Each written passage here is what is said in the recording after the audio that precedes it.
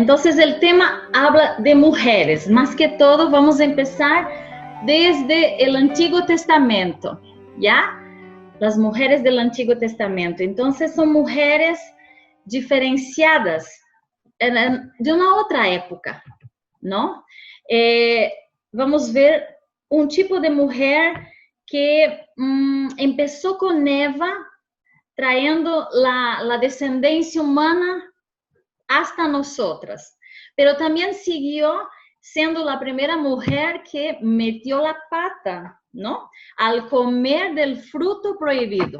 Entonces, vamos a ver algunos episodios de mujeres que llegaron haciendo grandes cosas, cosas bonitas, y hay también las mujeres que no hicieron cosas muy bonitas. Entonces agarramos como base para conocer estas mujeres el libro de Jueces. Ali hay lindas historias y feas historias de mujeres. Este es el libro base que vamos a usar, ¿no? Naquela época, a mulher era tratada como uma possessão.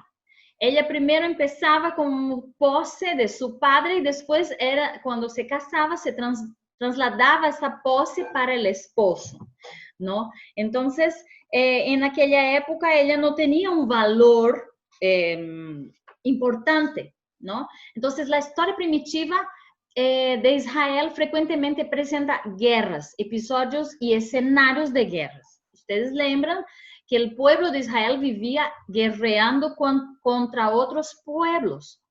Y las mujeres, ellas normalmente no son proeminentes en la guerra. ¿Quién son los destaques? Son los varones.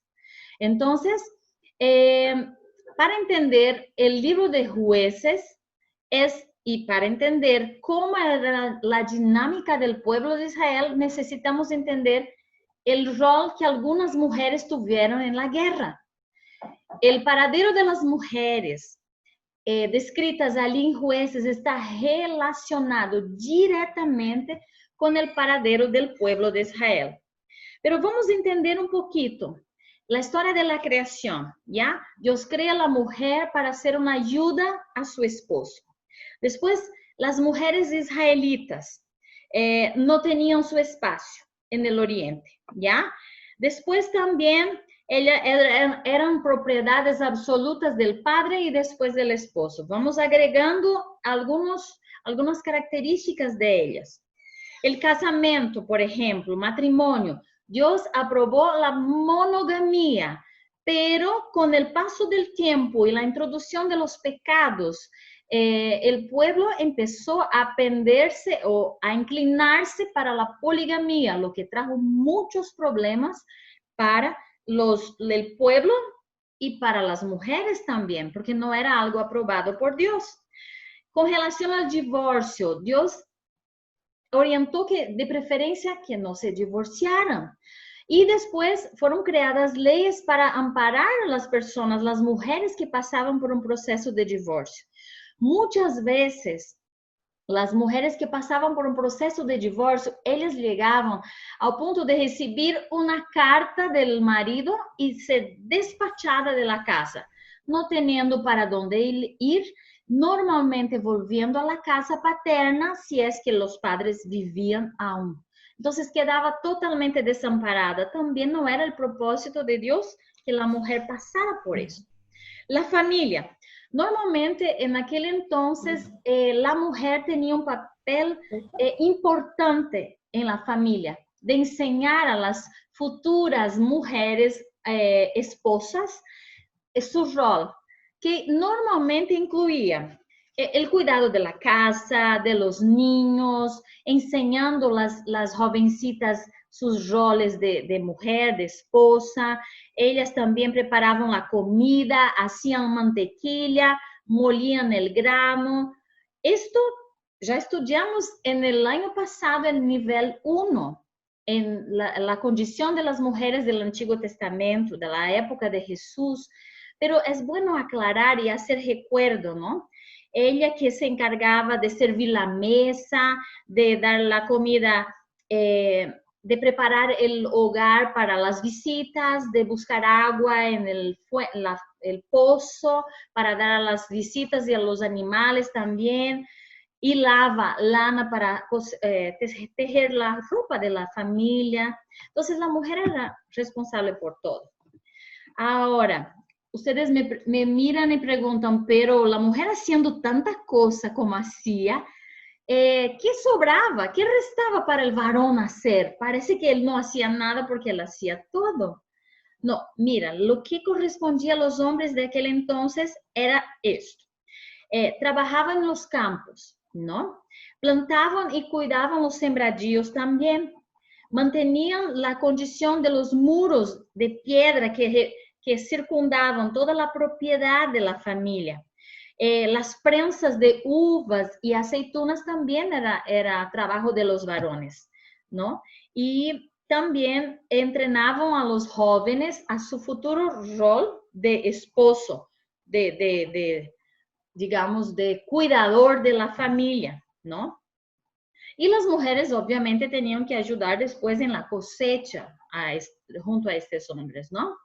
Entonces vamos a entender, empezando con las mujeres fogosas de Jueces, ¿no?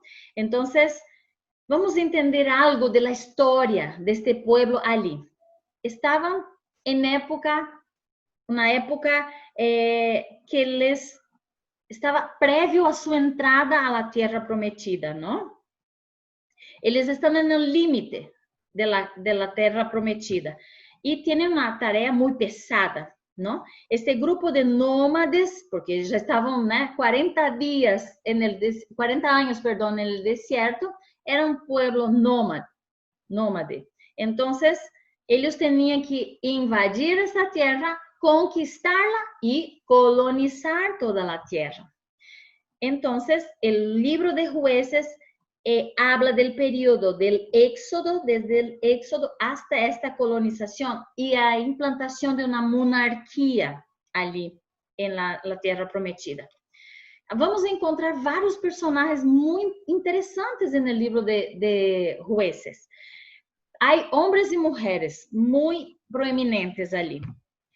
Y son historias que se contaban en las ronditas de calentados en el desierto, bajo el calentamiento de una fogata, quizás. Ellos empezaban a contar esas historias. Y allí tenemos historias realmente que nos hacen pensar e imaginar cómo era todo aquello, pasar por estos momentos, ¿no?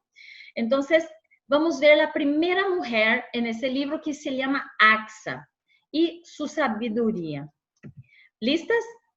Comenzamos entonces. Axa era la hija de Caleb. Su papá, Caleb, ¿se acuerdan de Josué y Caleb? Ya. Estos dos espías que dieron un buen informe a Moisés sobre la tierra prometida fueron los únicos que pudieron entrar a la tierra prometida porque los otros murieron en el desierto. ¿Ya? Este hombre era muy sabio, ¿no? Porque él preparó a su hija para su matrimonio. ¿Qué propuso él? Él dice que quien conquiste Debir, una ciudad, va a recibir mi hija como esposa. Él quería un hombre, primero, valiente, inteligente y un hombre muy astuto para poder ir y trabajar y hacer lo mejor para ganar ese premio que era su hija. ¿Entienden? Entonces, allí podemos ver digamos, la inteligencia del novio o del marido de Axa. ¿Está bien? Otoniel se llama y él conquista Debir. Y entonces Caleb, en aquel entonces, era normal y era obligación del padre dar la dote de la hija. Normalmente era algo, un inmueble, tierras o cosas como joyas o alguna cosa que valía mucho en aquel entonces. El papá le dio una tierra, pero Axa estaba a punto de agarrar, subir en su asno, ir con su esposo a habitar esta tierra en luna de miel cuando se da cuenta que esta tierra es desértica. Esta tierra, ¿cómo se mantendría allí? ¿Cómo iba a ser productiva su estadía en esta tierra si no había agua? Y en aquella época, las personas, los pueblos nómades que no tenían propiedades con agua, ellos estaban, digamos, sujetos a los propietarios que tenían agua, los ricos, y que les vendía muchas veces. Entonces iban a tener que trasladarse para un lugar para buscar agua, comprar, o sea, iba a ser un lío. ¿Qué hizo esa joven? Ella vio que este regalo no estaba completo, no era lo suficiente y habló con su esposo. Mira, diga a mi papá que esta propiedad no es suficiente para nosotros. Y el novio quedó con vergüenza. No, pero ya nos dio una tierra, voy a pedir más. Eso sería decir, tu regalo no nos alcanza. Iba a ser, digamos, constrangedor, vergonzoso para él, algo así. Entonces, ¿qué hizo Axa? Ella era hija. Ella sentía que tenía derecho a algo más y fue a pedir, papá, esta propiedad es desértica, no tengo agua. ¿Qué hizo él? Él miró, verdad, hija, voy a darte no solo una fuente, voy a darte dos. Y le dio la fuente de arriba y la fuente de abajo de la propiedad que estaba de la hija de Axa. Y entonces no solo dio algo suficiente, le dio algo más. Este era el patrón que Dios quería para todas sus hijas a lo largo de la historia de Israel. Así quería un padre amoroso que da mucho más de que los que piden los hijos. Entonces, podemos ver que ella tuvo más de lo que necesitaba y pidió. Pero no solo esto encontramos allí, también encontramos Débora y Jael. Débora era una jueza, ¿ya? Ella era muy respetada y además de jueza, era una profetisa. Ella dice, ella tenía un contacto muy íntimo con su Dios. Y el rey que estaba en aquel momento, Barak, era el líder militar en verdad, ella instruye a él diciendo, vamos a la guerra porque Dios nos dará la victoria. Barak quedó así temblando. Era un hombre dubitativo. A lo largo de la historia de Israel también vemos así hombres con mucha debilidad, que no eran muy decididos, ¿entienden? Ellos quedaban así temerosos de hacer las cosas. Entonces, ¿qué dijo él? Quiero que tú nos acompañes a la guerra. Y Débora dice, estoy de acuerdo, pero te digo, la victoria no será tuya, será a través de la mano de una mujer. Pero no fue de Débora la victoria, fue de otra mujer. El ejército de Císara, este general, había acampado cerca del territorio de los israelitas para invadir y matar. Ellos tenían 900 carruajes y todas sus tropas allí.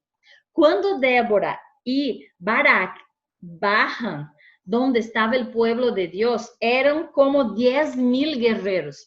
Entonces, este ejército de Císara es como hormiguitas, un poquito de hormiguitas comparado a los 10,000 guerreros del pueblo de Israel.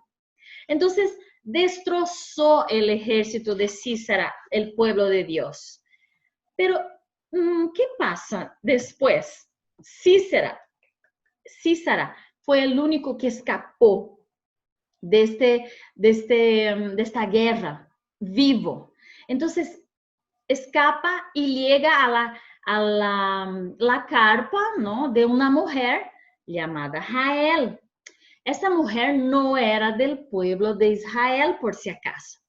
Y ella él pide ayuda, ¿no? Cuando él llega a su tienda y Jael dice, puede pasar, venga a descansar. Le cubre con una frazada, le da leche para tomar, le pone cómodo, sale afuera, agarra una estaca de la carpa, un martillo, y vio que este hombre dormía porque estaba agotadísimo de la batalla, y le clava esto en su frente, ¿no? Y simplemente le mata. Entonces, Débora y Barak cantan un canto de victoria, y este canto incluye a Jael, porque ella, a pesar de que no era de la iglesia, digamos, del pueblo de Dios, ella fue instrumento de Dios para que el pueblo de Israel pudiera vencer esta batalla. Ahora veamos otra mujer aquí. Esta es la madre de Císara, este general que acaba siendo muerto a martillazo en la estaca en su frente, ¿ya? La madre, por su parte, mientras el hijo se fue a la guerra, la madre quedó en la casa, en las, ¿cómo llama? En las cortes, digamos así, de su pueblo, ¿no? Donde ellos eran los conquistadores y el pueblo de Israel serían los conquistados. Esta madre aparece en el cántico de Débora en Jueces, pero dice así, Jueces 5:28, la madre de Císara asoma a la ventana y por entre los colosías. Es decir, esa madre estaba en la ventana mirando, qué raro que mi hijo no viene, qué raro que tarda Císara de volver. Seguramente debe estar en los despojos de este pueblo de Israel, debe estar recogiendo las joyas, el oro, la plata, las telas lindas y maravillosas que tejían las israelitas. Y las amigas de la corte comentaban entre sí, sí, debe estar buscando algunas doncelas para los hombres aquí de la corte de nuestro país. Mal sabía esta mujer que su hijo en verdad estaba muerto por la mano de una mujer. Él no traería premios en forma de robos que ha traído, ¿no? Que supuestamente los despojos eran cosas que robaban del pueblo que había sido sometido en la guerra. Y también llevaban cautivas, ¿no? Las mujeres, las vírgenes. Entonces, este señor no estaba haciendo esto. Estaba muerto bajo los pies de una mujer. Entonces, aquí ella va por la ventana para preguntar, ¿no? Por qué no regresó, pero y las damas de la corte empiezan a hacerse la burla, ¿no? Va a estar trayendo algunas niñas para los hombres, alguna jovencita virgen, pero él no está vivo, él está muerto, y debido a la artimaña, a la astucia, a la fuerza, al poder de una mujer que fue en aquel momento utilizada por Dios o permitió que ella usara algo para librar el pueblo. También tenemos la historia de la familia de Gedeón.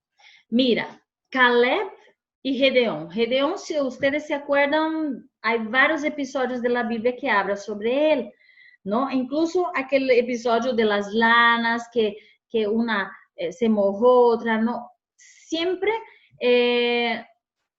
habla de cosas que él había hecho. Pero comparando Gedeón con Caleb,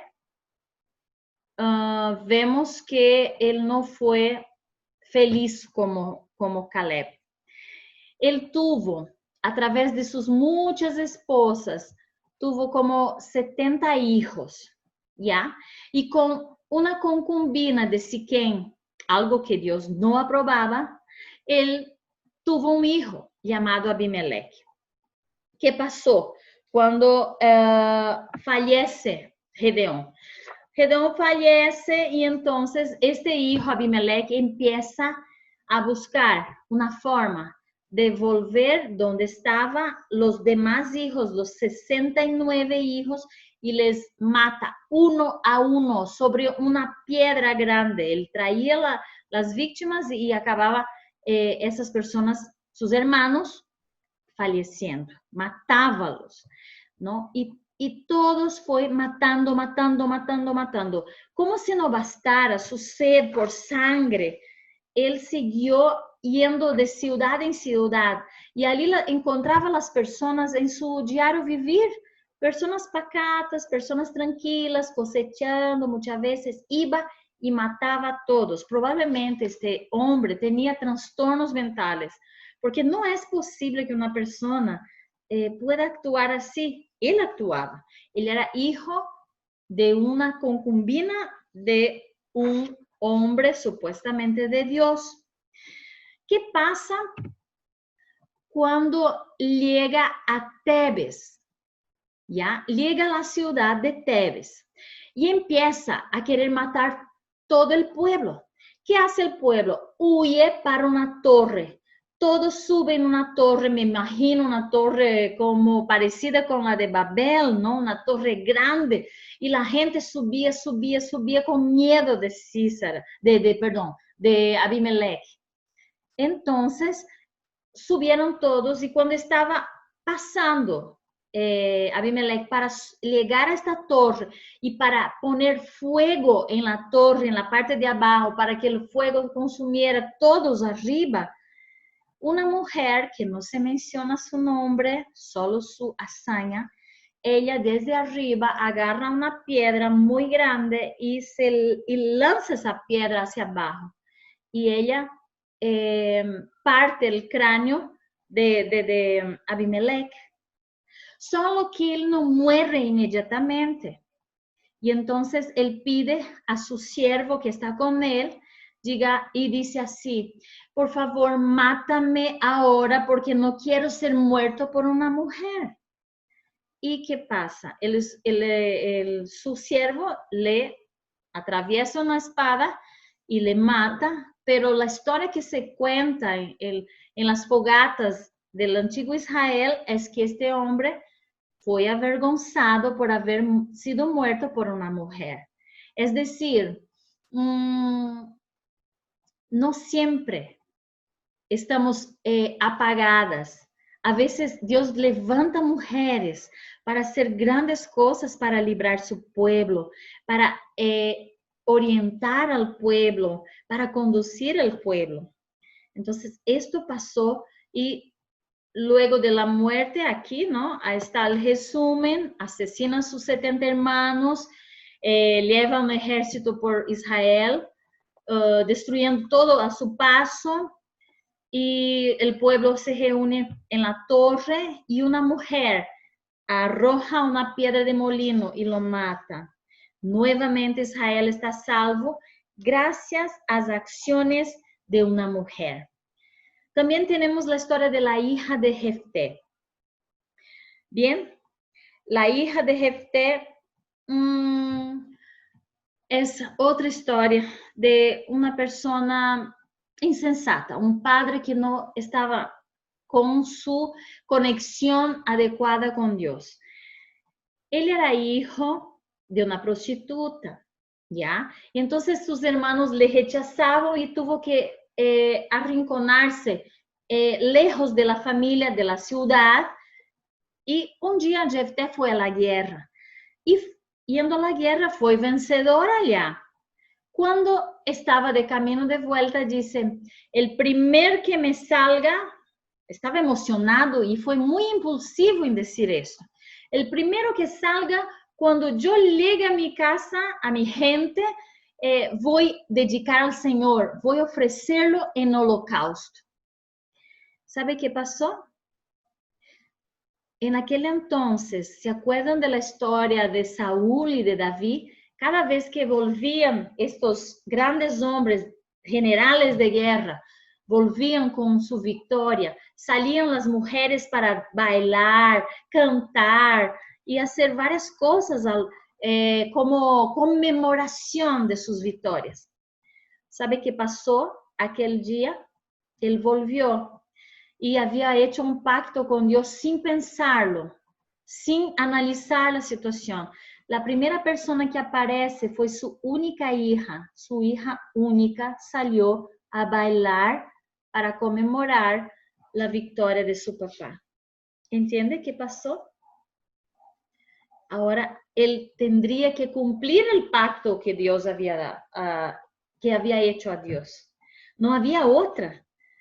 Él sabía que tenía que sacrificar a la única hija que se llevaba bien con ella, es decir, la hija única en medio de varones, pero la única que era muy, muy estrecha su relación con ella.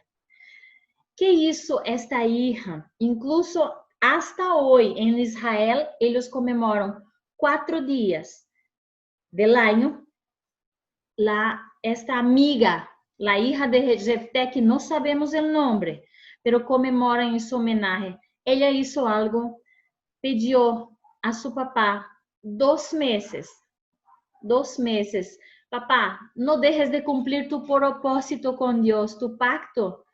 Si tú prometiste, hay que cumplir, papá, pero me da 2 meses apenas para que yo pueda sufrir el duelo con mis amigas, con mis parientes, con mis otros familiares.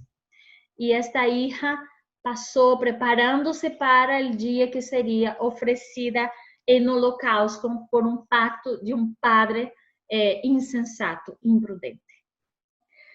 Bien, algunas historias felices, otras tristes. Encontramos también en Ibsam un hombre muy casamentero. Este hombre, él tenía 30 hijas y 30 hijos, 60 hijos en su totalidad. Pero era un hombre muy sensato, muy sabio.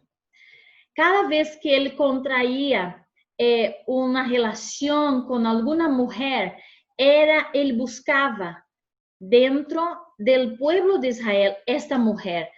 Mira, cada vez estamos viendo que las cosas están se degradando, están empeorando, ¿no? Empezamos por Axa, aquel padre que dio toda la dádiva que la hija pidió, las 2 fuentes más la tierra. Ahora, cada vez que nos acercamos del final del libro de Jueces, vemos cosas deteriorándose. ¿Qué vemos aquí? Ya había la poligamia como algo normal, ¿ya? Entonces este hombre cada vez que se casaba, buscaba entre las mujeres de Israel aquella que tenía principios más nobles. Él observaba muy bien y fue casando uno por uno de sus hijos, también buscando mujeres de otros clans, pero israelitas, de otras tribus. Entonces él fue haciendo con que sus hijos, todos ellos, tuvieron buenos casamientos, buenos matrimonios. Y eso generó en el pueblo de Israel un linaje bueno. Cuando esta familia estaba completa, todos hijos casados, se llevaban muy bien a pesar de ser muchos. Entonces vemos que este hombre realmente era prudente. ¿Ya? Aquí muchas historias. Él era un juez menor, este hombre de Ibsam. Él le gustaban los matrimonios, ¿no? Él buscaba mujeres realmente que valían la pena para sus hijos. Otra historia que vemos de mujer es Sansón y su madre. Es una relación madre-hijo, ¿no? Esta mujer recibió instrucciones directas de Dios, de un ángel de Dios, que indicaba cómo debería ser la crianza de este hombre. Él debería ser nazireo por toda su vida. Pero la influencia de esta mujer no fue suficiente para librarlo de cosas muy tristes y malas que ha hecho. Él era mujeriego, algo así. Era un hombre muy inclinado a relaciones con las mujeres filisteas y no era propósito de Dios esto. ¿no? Se casó con una mujer de Timna, casi le obliga a sus padres a lograr el matrimonio con ella, que termina desastrosamente. Dalila se involucra con ella, que no era un peón inocente, Dalila era muy astuta. Ella descubre el secreto y por causa de ella, él es destruido al final. Pero Dios aún así utilizó a Sansón en el finalcito, los últimos momentos de su vida, para librar a Israel. Entonces vemos cómo la influencia de una mujer no convertida como una filistea pudiera haber cambiado totalmente la historia de Israel, ¿no? Si no fuera Dios intervenir y usar Sansón al final. Tenemos Micaía y su madre. Aquí otra relación de madre y hijo. Micaía roba plata de su madre. La madre, cuando supo que desapareció su plata, maldice a la persona que robara esta plata. Micaía, a escuchar la maldición, se arrepiente, confesa y devuelve la plata. Y mira qué hace la madre. La madre lo bendice, a pesar de que ella estaba totalmente equivocada en su actitud de robo hacia la madre.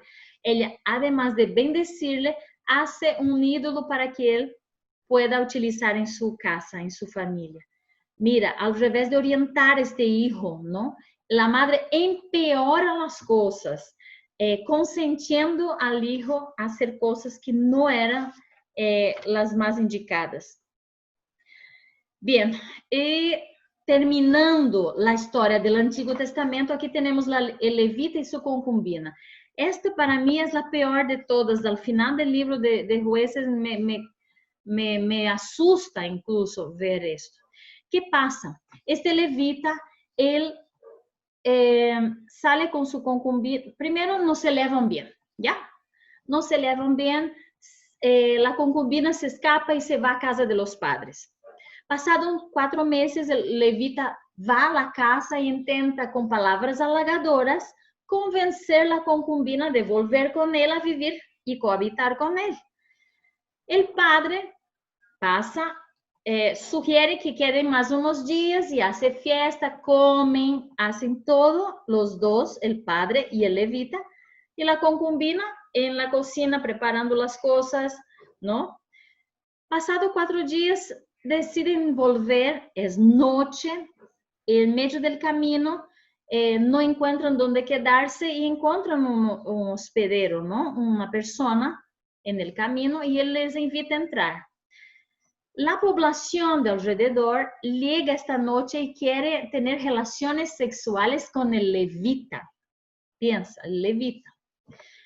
El dueño de la casa que está hospedando dice, no, pero no hagas nada de mal con mi invitado, mi huésped, pero tengo aquí su concubina. Y el propio levita lanza la concubina, la puerta afuera, y ella tiene que pasar la noche con estos abusadores. En la mañana, él está allí en la puerta, casi muerta, querendo entrar, y él solo dice así cuando abre la puerta, levántate, vámonos. Listo. Sube en el asno y se va. No sabemos exactamente qué pasó, cuándo pasó, solo sé que cuando llegan a la casa, la concubina está muerta. Este levita parte ella en 12 pedazos, 12 tribus de Israel. ¿Qué pasa? Esta situación simplemente ocurre algo peor. Abusan toda la noche, ella muere y divide los pedazos y empieza como una guerra civil. Una de las tribus está para ser desaparecida. ¿Por qué? Porque necesitan esposas para ellos, los benjamitas. 600 esposas necesitan. Entonces van a la guerra y allá logran 400, pero aún faltan 200 mujeres, si no van a ser exterminados. ¿Qué pasa entonces? ellos deciden ir a la ciudad de, ¿cómo llama? A ver, antes. Jabes Galaad, ¿ya? Se arma una guerra allá y entonces los benjamitas van a Silo y en esta fiesta y empiezan a agarrar, secuestrar sería la palabra correcta, a las hijas de Silo, de los benjamitas. ¿Qué hacen? Traen a esas jóvenes y secuestran, porque ellos no querían ser sus esposas, ¿no? Pero cuando llegan los padres para buscar a esas mujeres que habían sido secuestradas, ellos inventan algo diciendo, sé que ustedes no pueden dar sus hijas para los benjamitas, pero dígales que nosotros robamos de ustedes, así nos quedamos con las esposas y ustedes no tienen culpabilidad delante de Dios. Piensa cómo estaba el pueblo corrompido en esta época. Así que desde Axa hasta la concubina hay un descenso, una degradación de las conductas. Así como Axa es un patrón para las demás mujeres, la concubina ahora desde el final de la historia es el opuesto. Y es así que tenemos que tomar lecciones y aprender con las mujeres de la Biblia. Ahora, ¿qué podemos rescatar con las mujeres del Nuevo Testamento? Aquí Dios, al enviar Jesús vino a romper con todas las tradiciones. Rompió con todas las barreras culturales, religiosas que había. Mira, las personas comunes le escuchaban. Los sacerdotes, aunque no creyesen y temblasen delante de él, al final lo rechazaron. ¿Ya? Ellos escuchaban también a Jesús. Jesús saludaba a pecadores, a ladrones, a prostitutas, trataba a la minoría con dignidad y además tenía compasión con los temerosos, condenaba el orgullo, la autosuficiencia. Mira, aquí en Lucas 8, 1 a 3, habla que Jesús paseaba por las calles ali, levando el evangelio del reino. Y entre los 12 discípulos estaban mujeres. Aquí menciona María, que se llamaba Magdalena, Juana, mujer de Chuza, y Susana, y otras muchas que le servían. Así que Jesús vivía cercado también de mujeres. Ahora, unos pincelazos, así, algunas historias que nos vienen a la mente de situaciones que se encontró con mujeres. La viuda de Naín. ¿Se acuerdan de la viuda? Jesús hizo algo inimaginable, que era tocar en algo inmundo. Pero el inmundo no contamina a Jesús. Así que nosotras a veces llenas de pecados, amigas, podemos acercarnos confiadamente a Él porque no hay posibilidad de contagiar a Él. Mucho por el contrario, Él nos sana, nos limpia de nuestro pecado. La mujer que tocó el manto de Jesús, la mujer con el frasco de alabastro, la viuda con las 2 moneditas, la mujer junto al pozo, la mujer encontrada en adulterio, la primera que vio Jesús, todas esas mujeres encontraron-se con Jesús y salieron distintas, diferentes, totalmente cambiadas. En la viuda de Naín se rompe la tradición de muchos miles de años. Él toca el cajón, algo inmundo, y resucita el muerto. Aquí en la mujer con flujo de sangre, mira lo que deseado de todas las gentes dice. El Salvador podía distinguir el toque de la fe del contacto casual de la muchedumbre desprevenida. Una confianza tal no debía pasar sin comentario. Él quería dirigir a la humilde mujer palabras de consuelo que fuesen para ella un manantial de gozo. Palabras que fuesen una bendición para sus discípulos hasta el fin del tiempo. Mira, esta mujer que toca a Jesús igual. Él no se contaminó con su inmundicia. Él simplemente la sanó. ¿Qué esperanza puede traer para nosotras también? Puede sanarnos. Aquí tenemos la experiencia de María Magdalena, esta mujer que teóricamente deveria estar en la cocina, haciendo sus cosas, ocupándose de sus quehaceres. Entra en la sala donde estaba Jesús con los hombres y entra para romper los esquemas, porque sentía en Jesús que podría ser esto. Rompe este valioso vaso de perfume que impregna todo el ambiente. Es como si estuviera desperdiciando para los ojos y las mentes de los hombres allí presentes, desperdiciando un perfume carísimo. Era un perfume que daba para cancelar el sueldo de un año entero de trabajo. Coloca este perfume sobre este hombre, toca en él, suelta el cabello en público que era prohibido. Mira, Jesús en ningún momento dice, para, no me toques. Puede ser lo que quieras, pero no me toques. O sea, él no quería aparentar algo que él no era.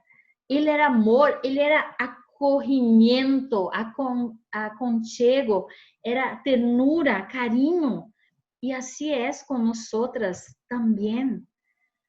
Y para esto dejó en la palabra de Dios escrito en Mateo 26:13, de cierto os digo que donde quiera que se predique el evangelio en todo el mundo, también se contará lo que ésta ha hecho para memoria de ella. Y aún nos anima con este pasaje, nos anima a seguir predicando sobre esto. Dios, en la forma de Jesús, vino a este mundo para dar espacio a las mujeres. A veces me quedo pensando, escucho a veces algunas hablando que no tenemos que estar calladitas y no sé qué. Amigas, en ninguna parte de la Biblia Dios quiere que nos callemos, Él quiere que actuemos, que hagamos cosas. Él quiere que tú salgas a dar estudio también. Eso no es solo del hombre, no es solo del líder, del pastor, no. Él quiere más de nosotras. Él nos ha creado con capacidades que pueden ser desarrolladas cada vez más para que podamos seguir siendo cada vez más capaces de hacer su obra. Esta viuda pobre que entregó 2 moneditas, lo único que tenía de su alimento y de su hijo, entregó en los cofres de la iglesia, en el alfolí de la iglesia. Él valoró tanto a esa mujer. ¿Cuántas veces estamos dando a Jesús todo aquello que tenemos? Todo aquello. Y seguramente esta mujer, lo que ella entregó todo y ahora ya no tenía, estoy segura de que el Señor multiplicó lo que ella no tenía. Es decir, Él ha dado para ella para suplir su necesidad, ya que ella se dispuso a donar todo. Así es Jesús, amigas. Así hace Él. Además, la mujer viuda, una mujer viuda y pobre, por ejemplo, era como una alfombra en aquella sociedad. No era nada. Era para ser pisoteada, pisada. Pero esta mujer, ella estaba en condiciones de desventaja delante de una sociedad, pero Jesús restituyó este valor al mencionar su historia en la Biblia, al proveer a sus necesidades y utilizarla como un ejemplo para los demás. Ahora sí, vamos a la historia de la mujer samaritana. ¿Se acuerda de esa historia? Jesús conocía la vida de esta mujer. Ella vivía con un hombre que no era su esposo. Estaba concubinada con él. ¿Y por qué será que Jesús salió del lugar donde estaba predicando con un montón de gente para ir a un pozo alejado solo para encontrarse con esta mujer y cambiar su vida? Él cambió todo. Él llevó buenas nuevas de salvación a ella y ella esparció. Jesús quiere hacer con nosotras lo mismo. Jesús no quiere que quedemos enganchadas en nuestro pasado, nuestros pecados pasados, estas cosas que que metemos la pata atrás y que nos enganchamos allí y ahora sentimos que como estamos en el presente, pero aún así no estamos moralmente en condición de aceptar la misión de Jesús porque decimos, pero soy pecadora. Ay, las personas conocen mi historia, las personas conocen lo que yo hice. Quizás pasé también como esta mujer por un marido, otro marido, no sé. Quizás pienso que no puedo actuar porque soy indigna, porque já tuve outros vícios. Quizás já fui adicta à pornografia quando era adolescente, minha família conhece e delante de minha família não me sinto em condição de actuar para Jesus, porque todos me conhecem que sou pecadora. É decir, Jesus ali imediatamente perdonou esta mulher e lhe puso como embajadora. E a vezes estamos tão agarradas em coisas que Jesus já perdonou, que seguimos travadas sem ajudar em la missão que Ele nos tem. Jesus começou a derribar a parede de separação entre judíos e gentiles, predicar salvação a todo o mundo. Esta mulher foi o início da predicação para os gentiles. Hasta ali era só judíos. Entonces, esta mujer es un divisor de aguas incluso, y es una mujer. Puede ser yo, puede ser tú. Se mezclaba con los samaritanos, ¿ya? Y apreciaba incluso la hospitalidad de este pueblo que era despreciado por los judíos. Dormía bajo su techo, comía con ellos, comia de los alimentos que eram servidos e preparados com as manos dessa gente que não era de la igreja, entende? Enseñaba em las calles, los trató com maior bondade e cortesia. Assim que quero deixar alguns pensamentos para que pensemos, já é hora de terminar meu seminário. As mulheres podem ser instrumentos de justiça, que prestem um santo serviço. Foi Maria a que predicou primeiro acerca de um Jesus ressuscitado. Se hubiera 20 mulheres, donde agora há uma predicando a Jesus, que hiciera que esta santa missão de sua obra predilecta, veríamos a muitas mais pessoas convertidas à la verdade. A influência refinadora e suavizadora das mulheres cristianas se necessita em la gran obra de predicar a verdade. Amigas, Jesús necesita de nosotras, así como necesitó de Axa en aquel momento para que la descendencia de un pueblo elegido de Dios se mantuviera, una mujer con una propiedad, con fuentes que pudiera mantener sus hijos y generar generaciones atrás de ella. Él también necesita de mí y de ti.